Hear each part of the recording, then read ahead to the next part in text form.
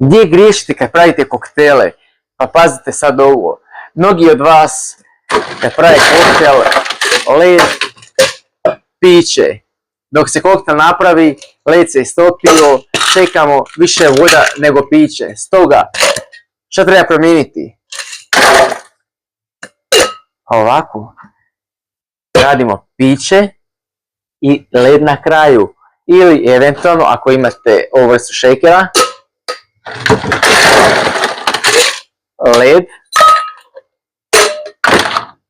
mali šejker, piće se hladi, točite, završite, isjedite vodu, uljevamo, šejkamo i dovršavamo naš koktel. Pišite u komentarima je li moja informacija bila korisna i jeste li spremni za još ovakvih korisnih savjeta.